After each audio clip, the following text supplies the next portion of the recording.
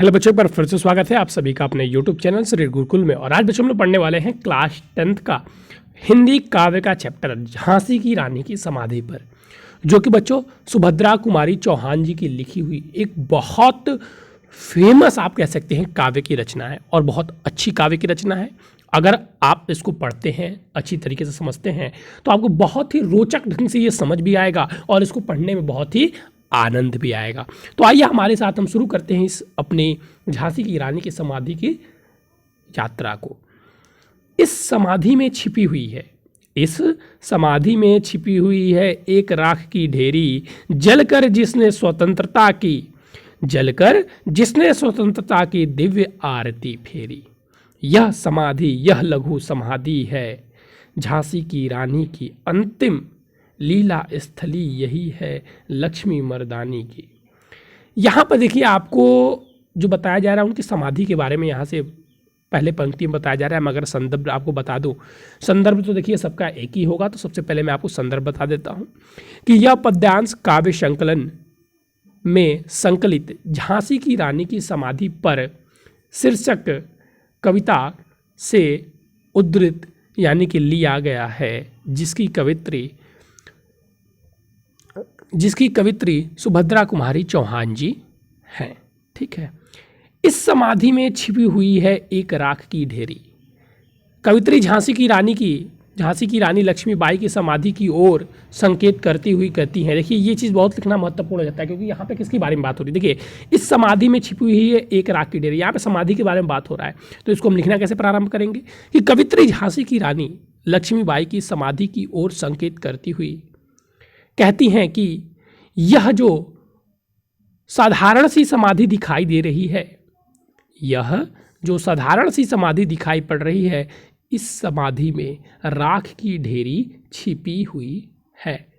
इस समाधि में राख की ढेरी छिपी हुई है। जलकर जिसने स्वतंत्रता की दिव्य आरती फेरी। यह वह आग थी, और देखिए अब उस राख की आग के बारे में बता रही हैं, यानी कि झांसी की रानी के बारे में बता रही हैं। यह वह आग थी जिसने स्वयं जलकर स्वतंत्रता की देवी की अलौकिक आरती को की थी। यानी कि आरती करने के लिए हम किसी भी चीज़ जैसे कपूर बाती या अन्य किसी भी चीज़ का हम लोग प्रयोग करते हैं, तो वहाँ पे क्या होती है, वो चीज़ जलती है और फिर उससे आरती करते हैं। तो उन्होंने स्वयं को स्वतंत्रता रूपी देवी के सामने स्वयं को जलाकर उनकी आरती की थी। यह समाधि, यह लघु समाधि झांसी की रानी की। कवित्री कहती हैं कि यह समाधि जो छोटी सी समाधि प्रतीत होती है, यह झांसी की रानी की समाधि है। यह झांसी की रानी की समाधि है। ठीक है, देख सकते हैं आप किस प्रकार से इसको वर्णन किया गया है। अंतिम लीला स्थली यही है लक्ष्मी मर्दानी की। स्त्री होते हुए भी वीर पुरुषों के सदृश संघर्ष करने वाली उस रानी लक्ष्मीबाई की अंतिम कर्म स्थली अथवा आत्म बलिदान का स्थान यह समाधि ही तो है। ये जो समाधि है यही है।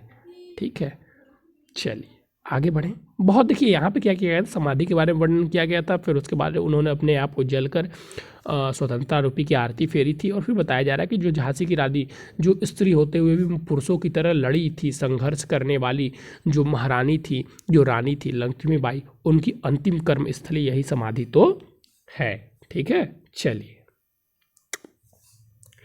यहीं कहीं पर बिखर गए वह भाग्य विजय माला से।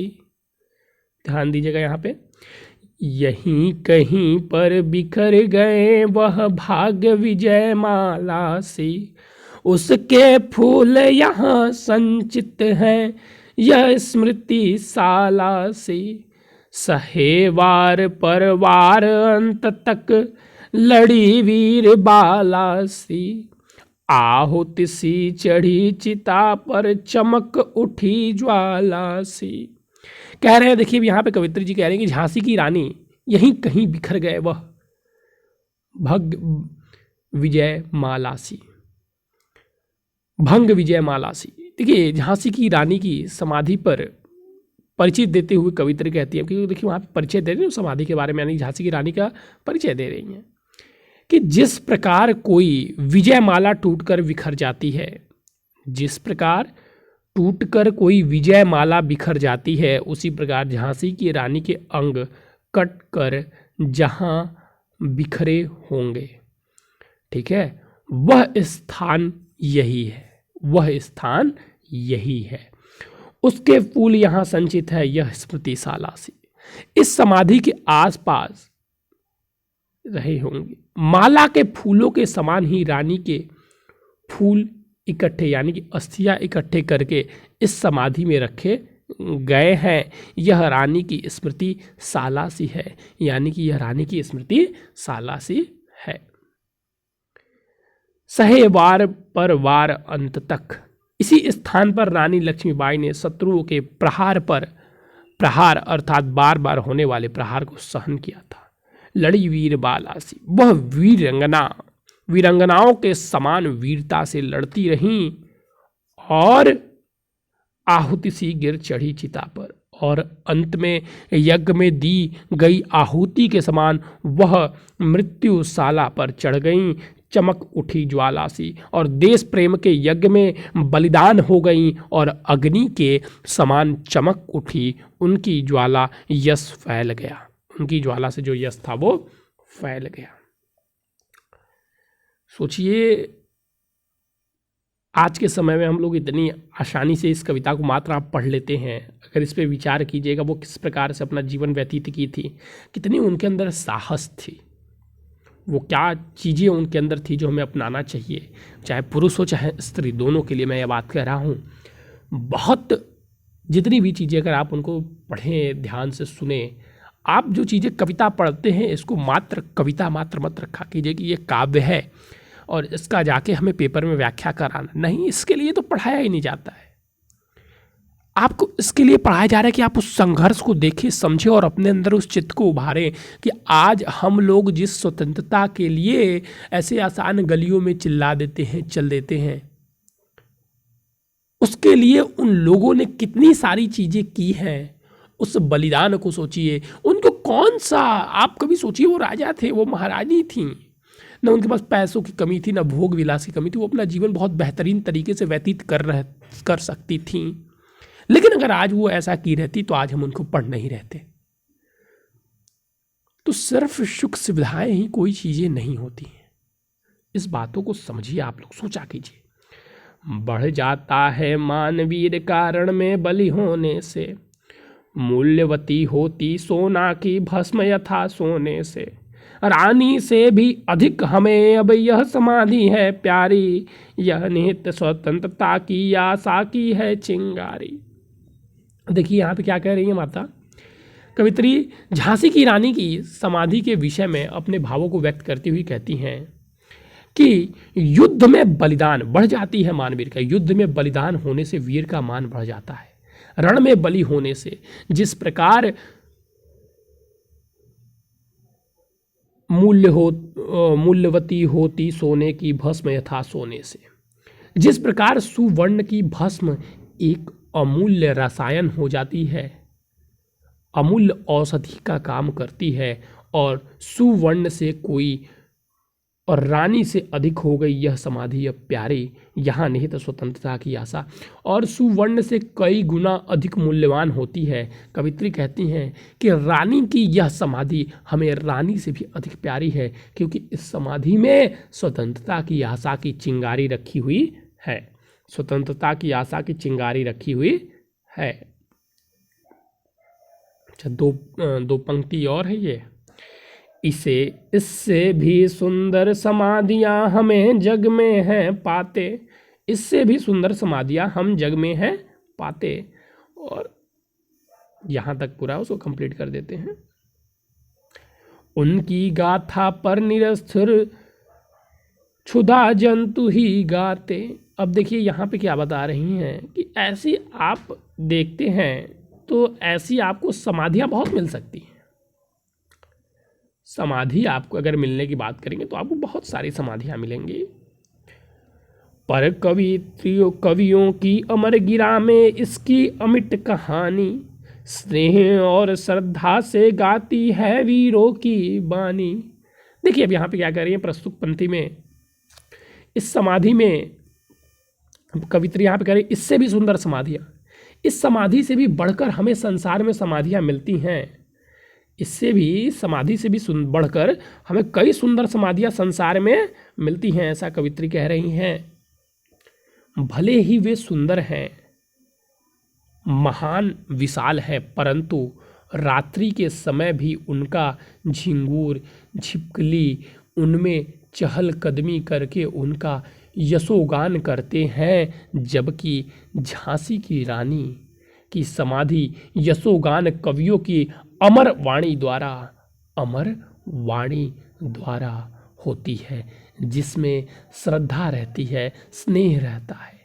इसी तरह रानी के यशोगान कवियों की कृति हमेशा हमेशा के लिए अमर है, अमिट है यानी कि अमर है, और जिसका गान वीर पुरुषों बार बार करते रहेंगे, जिसका गान जो वीर पुरुष हैं वो बार बार करते रहेंगे। स्नेह और श्रद्धा से गीत वीरों की बानी,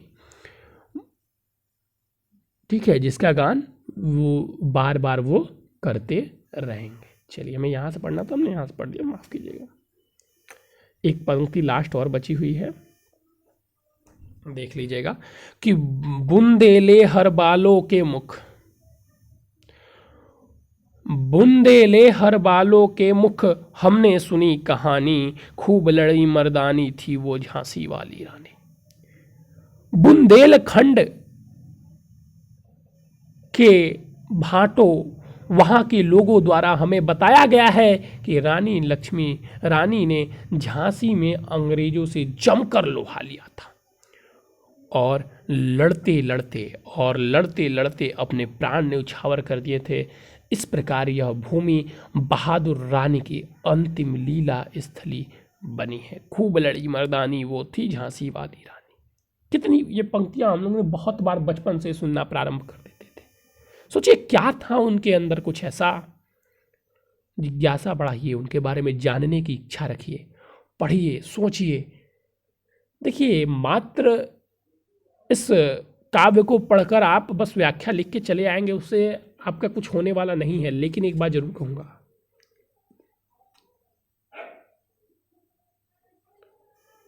कि इसको अगर पढ़ लेते हैं तो आपको क्या मिलेगा उसकी कोई तुलना नहीं की जा सकती। पढ़कर समझ लेंगे तो यह समाधि चिर समाधि है झांसी की रानी अंतिम लीला। ये तो बताई दिया ना मैंने कि यह जो समाधि है ये झांसी की रानी की है, जो इनकी अंतिम लीला स्थली जहाँ पर इन्होंने अपने प्राणों को न्यौछावर कर दिया था। इस प्रकार यह भूमि बहादुर रानी के लिए अमर रहेगी और माफ़ कीजिएगा, यह भूमि बहादुर रानी की अंतिम लीला स्थली बनी। किस प्रकार ये भूमि अंतिम लीला स्थली बनी, इसके बारे में कवित्री यहाँ पर बता रही है। ठीक है, चलिए बच्चों, तो आज के लिए बस आपका यहीं तक रहेगा। ये झांसी की रानी हम लोगों ने कंप्लीट किया। सुभद्रा कुमारी चौहान जी द्वारा ये लिखित था। ठीक है, आज के लिए बच्चों बस इतना ही। जो बच्चे नए जुड़े हैं उनको बता दें कि बच्चों अगर आप भी हमसे क्लास करना चाहते हैं सारे सब्जेक्ट की, तो आपको सबसे पहले चैनल को सब्सक्राइब करना होगा। और अगर अभी आप भी इंपॉर्टेंट नोट्स और प्लस टेस्ट देना चाहते हैं या डाउट से सर अटेंड करना चाहते हैं, तो सिंपली आपको हमारे व्हाट्सअप नंबर 9532060199 पर हमसे जुड़ जाना होगा। ठीक है बच्चों, इससे हम आपको ग्रुप में ऐड कर लेंगे, जिससे कि आपको इंपॉर्टेंट नोट्स और सारी चीज़ें मिलती रहेंगी। थैंक यू बच्चों, हैव अ नाइस डे। फिर मिलेंगे नए और इंपॉर्टेंट टॉपिक के साथ।